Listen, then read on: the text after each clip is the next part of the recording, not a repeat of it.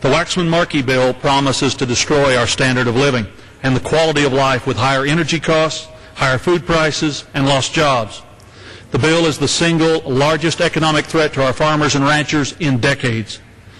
We have more than 115 agricultural and food groups who have publicly opposed this bill as of today. Madam Speaker, I would ask that the list be entered into the record at the appropriate place. Without objection, so ordered. Do you know why? The greatest threat to our agricultural producers is ignored. Under H.R. 2454, input costs will escalate as a direct result of the energy tax.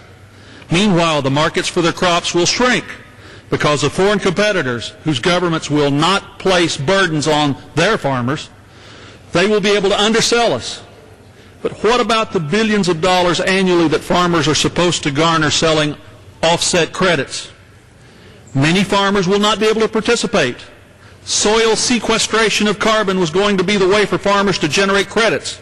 But if the producers started soil tillage practices before 2001, they'll be ineligible to participate.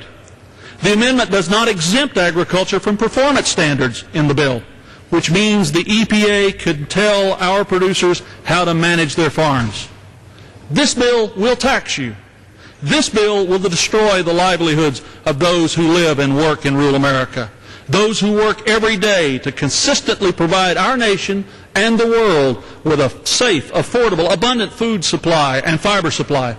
Agriculture sits squarely in the crosshairs of this bill because it's energy intensive.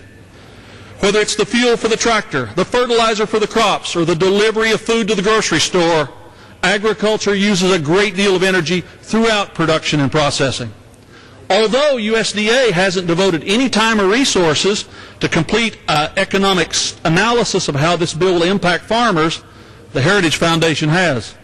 A recent study from the Heritage Foundation revealed that by the year 2035, the average net income for farms will be decreased by 57%. And also by 2035, gasoline and diesel costs are expected to be 58% higher and electric rates 90% higher. For example, residents in Oklahoma can expect their electric rates to increase by nearly $300 million. So why are we doing this bill? So the U.S. can lead on climate change in the world? We can lead when China and India have refused to participate? We can lead when Europe is willing to do half of what this bill calls for? We can lead when the rest of the developing world is unable to do anything at all about climate change? Some of my idealistic colleagues will say we have to set a standard for the rest of the world. But I say I will not make my constituents poorer so that others can get richer at our expense. My friends, this is the wrong bill at the wrong time for the wrong reason. Madam Speaker, I reserve the balance of my time. Gentleman from Oklahoma.